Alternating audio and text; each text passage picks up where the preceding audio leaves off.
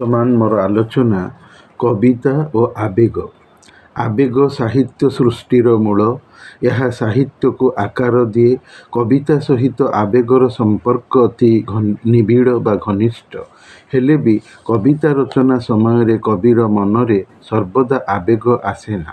ଫଳରେ କବିର ଲେଖନୀରୁ ସଫଳ ମନମୁଗ୍ଧକର କବିତା ରଚିତ ହୋଇପାରି ନଥାଏ।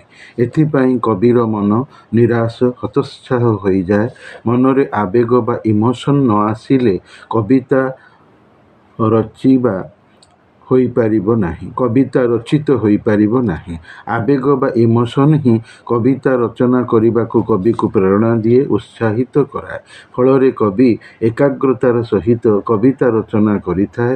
ରଚନାର ପ୍ରୟାସ ହୁଏ। ମନରେ ସହଜ ପ୍ରଶ୍ନ ଉଠେ, ତେବେ ଆବେଗ ବା ଇମୋସନ୍ କ'ଣ? ଦୃଶ୍ୟ ଦେଖିଲା ପରେ ସେହି ଦେଖା ଦୃଶ୍ୟକୁ ନେଇ କବିତା ରଚନାର ଆଗ୍ରହ, ବ୍ୟସ୍ତତା ହିଁ ଆବେଗ ବା ଇମୋସନ୍। ହଁ, ଏଇ ବିଷୟକୁ ନେଇ ମୁଁ କବିତା ଲେଖିବିର ମନ ଭିତରେ ବାରମ୍ବାର ଚାଞ୍ଚଲ୍ୟ, ଚାପଲ୍ୟ, ଚପଳତା, ବ୍ୟଗ୍ରତା, ବ୍ୟସ୍ତତାର ଉପଲବ୍ଧି ହେଉଛି ଆବେଗ ବା ଇମୋସନ୍। ହିନ୍ଦୀରେ ଯାହାକୁ ଉମଙ୍ଗ କହନ୍ତି, ରଚନାର ଖିଆଲ ହିଁ ଇମୋସନ୍। ସାହିତ୍ୟ ଅନୁଭୂତିଜ ଲିଖନ କୃତି। ସଫଳ ହୋଇଗଲେ ସେଥିରେ କୀର୍ତ୍ତି ବା କୃତିତ୍ୱ ଆସେ। କବିତା ଲେଖିବା ଏବଂ କବିତା ସଫଳ ହେବା ଏକା କଥା ଜମାରୁ ନୁହେଁ। ଅନେକ କବି କବିତା ଲେଖୁଛନ୍ତି, ହେଲେ ସବୁ ବା ପ୍ରତ୍ୟେକ କବି କ'ଣ ସଫଳ ହୋଇପାରୁଛନ୍ତି?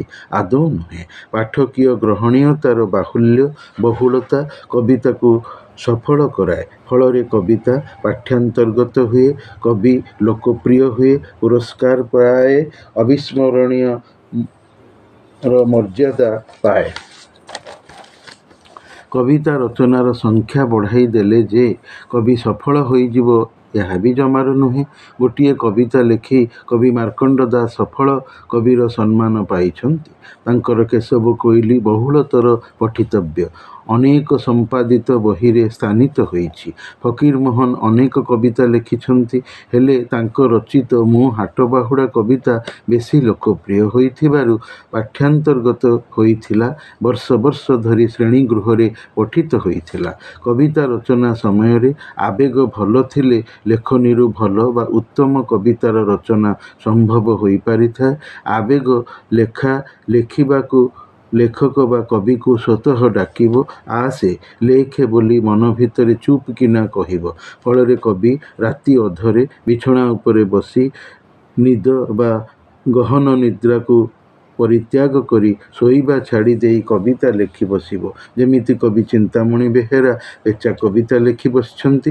ଟେବୁଲ ପାଖ ଝରକାରୁ ଦିଶୁଥିବା ଗୋଟିଏ ନହକା ବାଉଁଶ କଣି ବା ପାତିଆରେ ବଣି ପକ୍ଷୀଟିକୁ ବସିଥିବା ଓ ତାର କାର୍ଯ୍ୟକଳାପକୁ ନିରୀକ୍ଷଣ କରୁଥିବା କ୍ଷଣରେ ହଠାତ୍ ଆବେଗ ମନ ମସ୍ତିଷ୍କକୁ ଆସିଯିବାରୁ କବି ଚିନ୍ତାମଣି ବେହେରା ବଣି ନାମକ କବିତା ଲେଖି ବସିଲେ। ଆଉ ସେହି ବଣି କବିତା ତାଙ୍କର ପେଚା କବିତା ସ୍କୁଲ ସ୍ତରରେ, କଲେଜ ସ୍ତରରେ ପାଠ୍ୟ ବା ଟେକ୍ସଟ ଭାବରେ ପଢ଼ାଯାଇଥିଲା। ବର୍ଷ ବର୍ଷ ଧରି ପୋଖରୀରେ ଫୁଟିଥିବା ପଦ୍ମଫୁଲ ଦେଖି ଭକ୍ତ କବି ଓ ଭକ୍ତ ମଧୁସୂଦନ ରାଓ ପଦ୍ମ କବିତା, ନାରୀ କବି ଉତ୍କଳ ଭାରତୀ, କୁନ୍ତଳା କୁମାରୀ ସାବତ କମଳ ପ୍ରତି କବିତା ଲେଖି ଯାଇଛନ୍ତି। କୁନ୍ତଳା ପୁଣି ଶେଫାଳୀ ପ୍ରତି କବିତା ଲେଖିଛନ୍ତି। ସେଇଠି ଝରକା ପାଖେ ବସୁ ବସୁ ବା ବସିଥିବା ଅବସ୍ଥାରେ ଆବେଗ ଚଞ୍ଚଳ ହୋଇ କବିତାକୁ କବିଠାରୁ ଲେଖାଏ। ପୁଣି ଦୀର୍ଘ ଗବେଷଣା ବା ଅନୁସନ୍ଧାନରୁ ବି କବି ତାକୁ ଲେଖାଏ। ଯେମିତି ଛାନ୍ଦସିକ କବି ରାଧାମୋହନ ଗଡ଼ନାୟକ ଉଦ୍ଦାମ ସିଂ କିମ୍ବା ବାଳବୁଦ୍ଧ କବିତା କିମ୍ବା ତାଙ୍କର ଉତ୍କଳିକା ବା ଶାମୁକାର ସ୍ୱପ୍ନ କବିତା ଗ୍ରନ୍ଥରେ ଥିବା ସମସ୍ତ କବିତା କଦାପି ତତ୍କ୍ଷଣାତ୍ ଆବେଗିକ ସୃଷ୍ଟିର ସର୍ଜନା ନୁହେଁ। ଏହା କବିଙ୍କର ଦୀର୍ଘ ଅନୁସନ୍ଧାନ ଗବେଷିତ କାବ୍ୟ ସୃଷ୍ଟି। ଆବେଗ ପୁଣି କବିତାକୁ ସୃଷ୍ଟି କରିବାକୁ ଦେଇ ବି ନଥାଏ। ନହେଲେ ଛାନ୍ଦସିକ କବି ରାଧାମୋହନ ଗଡ଼ନାୟକ ଜମାରୁ ତାଙ୍କର କବି ହେବା ପାଇଁ ବାସନା ମୋର କବିତାରେ ଏହା କହିନଥାନ୍ତେ କି ଅଭିମାନିନୀର ବିଷମ ରୀତି ବୁଝି ହୁଏ ନାହିଁ ତାହାର ତିଥି ବେଳେ ବେଳେ ଆସି ବରଷା ପ୍ରାୟ ବଳେ ବଳେ ଧାରା ଅଜାଡ଼ି ଯାଏ ରଖିବା ପାଇଁ ମୁଁ ପାଏନି ଭାଷା। ଏଇ ଅଭିମାନିନୀ ସତ୍ତା ହେଲା ଆବେଗ ବା ଇମୋସନ୍। ପୁଣି ସେଇ ଆବେଗ କେଉଁଠି କେମିତି ଥାଏ ଯେ କବିକୁ ଆସି ବୋଲାଏ ବେଳେ ବେଳେ ଆସି ବରଷା ପ୍ରାୟ ବଳେ ବଳେ ଧାରା ଅଜାଡ଼ି ଯାଏ ରଖିବା ପାଇଁ ମୁଁ ପାଏନି ଭାଷା। ଆବେଗ କବିତା ରଚନା କରିବାର ଏକ କୁହୁକ ବା ଯାଦୁକରୀ କାଉଁରୀ ସ୍ପର୍ଶ। କବିର ମସ୍ତିଷ୍କକୁ ସେଇ ମ୍ୟାଜିକ୍ ଷ୍ଟିକ୍ ଛୁଇଁଦେଲା ମାନେ ଅଶୀଠାରୁ ମସି ବଳିୟାନ ହୋଇଯାଏ ବା ପେନ୍ ଇଜ୍ ମାଇଟର ଦେନ୍ ସୋଡ୍ ଥାଇ ଗୋଦାବରୀଶ ମହାପାତ୍ର କବି ପାଲଟି ଲେଖକ ବନିଯାଇ ହେମର କଲମ କବିତା ଲେଖି ପକାନ୍ତି। କଣ୍ଟା ଭିତରେ ଫୁଟିଥିବା ଫୁଲରେ କଣ୍ଟା ଓ ଫୁଲ ବଙ୍କା ରାସ୍ତାରୁ ସିଧା ରାସ୍ତାରେ ପହଞ୍ଚି ଯାଇ ବଙ୍କା ଓ ସିଧା କବିତା ଗ୍ରନ୍ଥ ଲେଖି ପକାନ୍ତି। ଘରେ ଥାଇ କିମ୍ବା ବାରବାଟୀ ଦୁର୍ଗକୁ ଯାଇ ପହଞ୍ଚି ମାନ୍ତ୍ରିକ ବନି ଗୁଣିଆ ବା ତାନ୍ତ୍ରିକ ପାଲଟି ଉଠକଙ୍କାଳ କବିତା ବଜ୍ରଗମ୍ଭୀର ତୂର୍ଯ୍ୟନାଦର ସ୍ୱରରେ ଜାତୀୟବାଦୀ କବିତା ଦୁର୍ଗର ନିଦ୍ରାଭଙ୍ଗ କବିତା ସହସା ଚର୍ଚର କାଗଜର ପୃଷ୍ଠା ତାର କାନଭାସରେ ଗାରେଇ ଦେଇ ପାଠରେ ପଢ଼ାଯାଇ ଅମର କବିର ସ୍ରଷ୍ଟାର ପଦ ଓ ମର୍ଯ୍ୟାଦା ଲାଭ କରିଛନ୍ତି। କଳ୍ପନାସିକ୍ତ ଭାବ ପ୍ରବଣତାରେ ମାୟାଧର ମାନସିଂହ ମହାନଦୀରେ ଜ୍ୟୋତ୍ସ୍ନାବିହାର କବିତା ଲେଖିଥିଲେ। କବିତା ଓ ଆବେଗ ବିଚ୍ଛିନ୍ନ ହୋଇ ନଥିଲେ ବି ବିଚ୍ଛିନ୍ନ ହେବାର ଦୁର୍ଭାଗ୍ୟ ପାଇଲେ କବିତା ରଚନା ବଣର ମାଳତୀ ଦଶା ଲୋଭେ। କବି ଚିହ୍ନା ହୋଇ ବି ଅଚିହ୍ନା ଅପରିଚିତ ଲାଗେ। ଯେମିତି ଲାଗିଛନ୍ତି କବିଶେଖର ଚିନ୍ତାମଣି ମହାନ୍ତି। କିଏ ତୁମେ ଚିହ୍ନିଛ କି ଆପଣାକୁ ଆପେ ଭଲ କବିତା ଲେଖିବି ପାଠରେ ପଢ଼ା ହେବାର ଗୌରବର ଅପୂର୍ବ ମାଦକତାରୁ ବଞ୍ଚିତ ଦୂରେଇ ରହି ମାତ୍ର ଅବସାଦର ଅସଫଳତାର ଦୁର୍ଗତି ପ୍ରାପ୍ତ।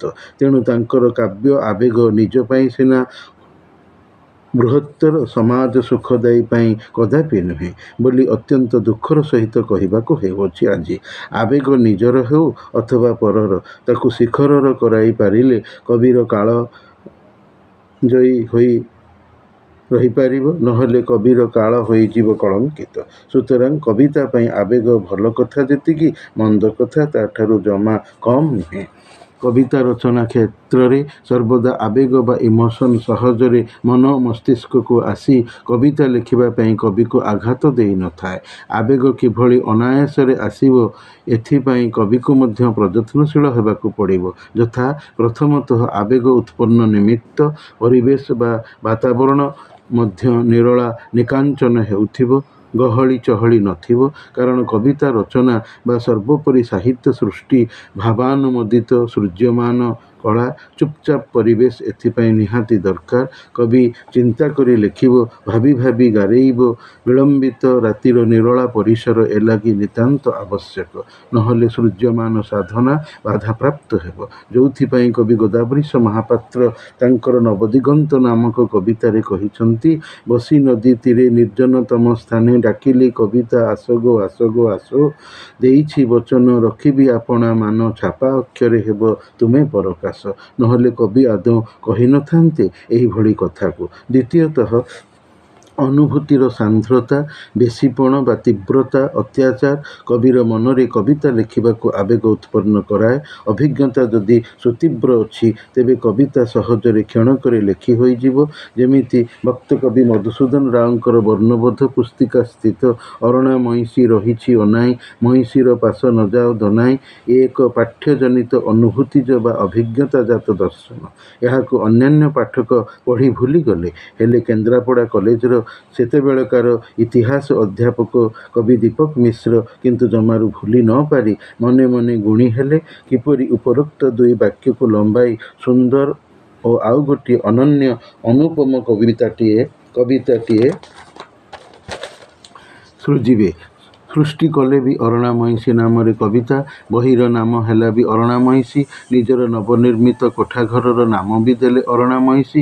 କବି ଉତ୍ତରରେ କହିଥିଲେ, ବାହାରୁ ବୁଲି ଆସି ଘରର ନାମକୁ ଦେଖିଲେ ମୁଁ କିପରି ଯମଙ୍କର ବାହନ ମଇଁଷିକୁ ମନେ ପକାଇ ମୃତ୍ୟୁ ସଚେତନ ହେବି, ନିଜକୁ ମନ୍ଦ କାମରୁ ଦୂରେଇ ରଖିବି। ମାରଣା ମଇଁଷି ରୂପକ ମୃତ୍ୟୁ ମୋତେ ବି କେବେ ଜୀବନରୁ ମାରିଦେଇ ସଂସାରରୁ ସବୁଦିନ ପାଇଁ ନେଇ ଚାଲିଯିବ।